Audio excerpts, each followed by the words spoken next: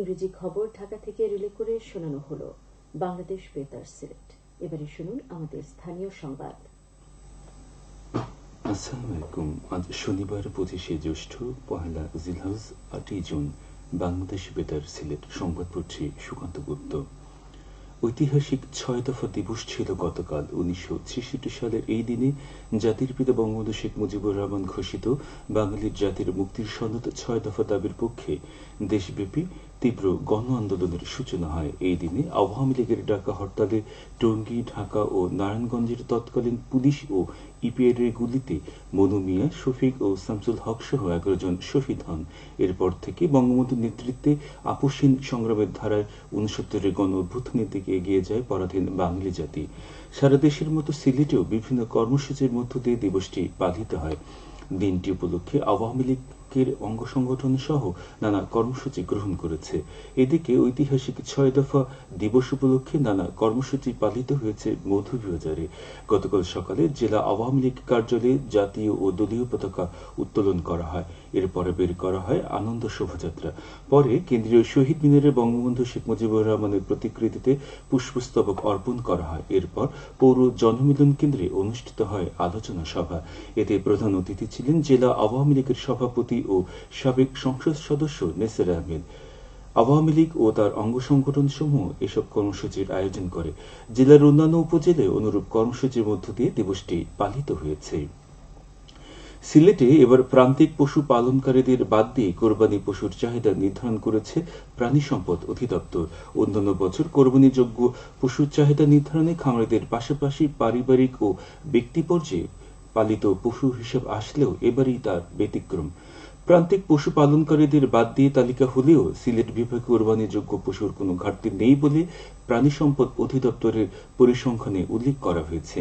বিভাগে সিলেট, সুনামগঞ্জ ও হবিগঞ্জে চাহিদার বিপরীতে ঘাটতি না থাকলেও মৌলভীবাজার জেলায় ঘাটতি রয়েছে কোরবানি পশু। তবে বিভাগের মোট চাহিদার বিপরীতে কোনো ঘাটতি না থাকায় এবং প্রান্তিক পশু পালনকারীদের যথেষ্ট পরিমাণ যোগান থাকায় পশুর দাম কম হওয়ার আশা ক্রেতাদের।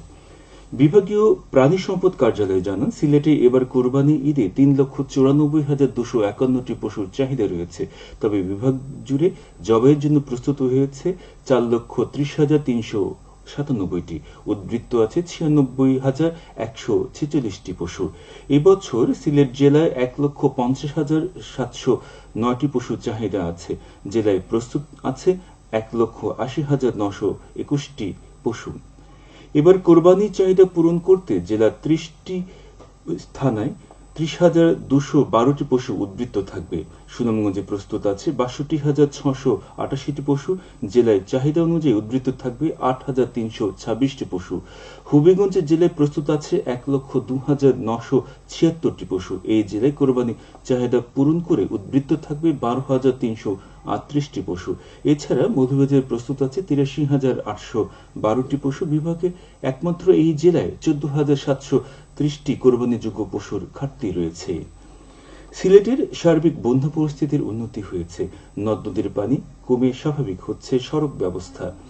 বন্যা কবলিত 7টি উপজেলায় গ্রামীণ সড়কগুলো ভেসে উঠতে শুরু করেছে। পাশাপাশি 7টি উপজেলায় প্রাণী সম্পদের ক্ষয়ক্ষতি তেমনটা হয়নি। পানি উন্নয়ন বোর্ড জানিয়েছে, সিলেটের সুরমা, কুশিয়ারা সহ সব নদ নদীর পানি কমেছে।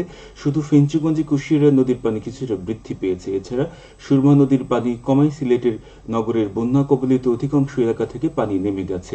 আশ্রয় কেন্দ্র থেকে বাড়ি ফিরছেন বন্যা কবলিতরা। বন্যা পরবর্তী জলবদ্ধতা ও দুর্গন্ধ দূর করতে পরিচ্ছন্নতা কার্যক্রম জোরদার করেছে সিলেট সিটি কর্পোরেশন। এদিকে পাহাড়ি ঢলে বন্যায় 7 দিন পর খুলে দেওয়া হচ্ছে সিলেটের পর্যটন কেন্দ্রগুলো। গতকাল থেকে বিভিন্ন শর্ত সাপেক্ষে পর্যটন কেন্দ্রগুলো দর্শনার্থীদের জন্য খুলে দেওয়া হয়। শর্তগুলোর মধ্যে রয়েছে সকল নৌকাতে লাইফ জ্যাকেট থাকতে হবে এবং লাইফ জ্যাকেট পরিয়ে ঘাট থেকে নৌকা ছাড়তে হবে। পর্যটকগণ কিছুতেই পানিতে নামতে পারবেন না বা পানিতে নামতে গেলেও সাঁতার কাটতে পারবেন না। বর্ষা মৌসুমে পর্যটকগণ শিশু বাচ্চাদের নিয়ে যেতে না আসতে পারেন সে বিষয়ে তাদেরকে নিরুৎসাহিত করা হচ্ছে। পর্যটকগণ নৌকা উঠে সুশৃঙ্খলভাবে বসে থাকতে হবে। মাঝখান পর্যটকদের সঙ্গে সর্বদা ভালো আচরণ করবেন এবং আবহাওয়া পরিস্থিতি অবনতি হলে পর্যটন কেন্দ্র বন্ধ থাকবে। আগামী 17 জুন পবিত্র ঈদুল আজহা উদযাপিত হবে।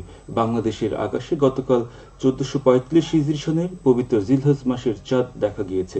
গতকাল সন্ধ্যায় বাইতুল মোকাররম জাতীয় মসজিদে ধর্মমন্ত্রী মোহাম্মদ ফরিদুল হক খানের সভাপতিত্বে অনুষ্ঠিত জাতীয় চাঁদ দেখা কমিটির সভায় এই সিদ্ধান্ত গৃহীত হয়। সভায় অন্যান্যদের মধ্যে উপস্থিত ছিলেন ধর্ম বিষয়ক মন্ত্রণালয়ের সচিব মোহাম্মদ আব্দুল হামিদ জুয়াদ্দার, ইসলামিক ফাউন্ডেশনের মহাপরিচালক ডক্টর মোহাম্মদ বশিরুল আলম। সিলেটের গোলাপগঞ্জ উপজেলা সুপারটেক 1 সরকারি প্রাথমিক বিদ্যালয়ের একাডেমিক ভবন নির্মাণের কাজ এগিয়ে চলছে। ইতিমধ্যে ঠিকাদারি প্রতিষ্ঠানকে কার্যাদেশ প্রদান করা হয়েছে। স্থানীয় সরকার প্রকৌশলী বিভাগের তত্ত্বাবধানে এতে ব্যয় হবে প্রায় 2.5 কোটি টাকা। মৌলভীবাজারের কমলগঞ্জ উপজেলার চিত্রঘাট এলাকায় ধলাই নদীতে একটি পিসি গার্ডার ব্রিজ নির্মাণ কাজ দ্রুত এগিয়ে চলছে। এ পর্যন্ত কাজের 20 ভাগ কাজ সম্পন্ন হয়েছে। এতে ব্যয় হয়েছে প্রায় 22 কোটি 39 লক্ষ টাকা। সড়ক ও জনপথ বিভাগ তা বাস্তবায়ন করছে। সবশেষে আবহাওয়া। আজ বেলা 1টা পর্যন্ত আবহাওয়া পূর্বাভাসে বলা হয়েছে সিলেট ও পার্শ্ববর্তী এলাকার পশ্চিম উত্তর পশ্চিম দিক থেকে অস্থায়ী ঘন্টায় সর্বোচ্চ 60 কিলোমিটার বেগে ঝোড়ো হাওয়া বয়ে যেতে পারে। সেই সঙ্গে হতে পারে বৃষ্টি অথবা বজ্রসহ বৃষ্টিপাত। এসব এলাকার নদীবন্দর সমূহকে 1 নম্বর সতর্কতা সংকেত দেখিয়ে যেতে বলা হয়েছে। আজ সিলেটে সূর্যোদয় হয়েছে 5টা 2 মিনিটে এবং সূর্য অস্ত যাবে 6টা 40 মিনিটে। সংবাদ শেষ হলো। পরবর্তী স্থানীয় সংবাদ প্রচারিত হবে দুপুর 1টা 5 মিনিটে।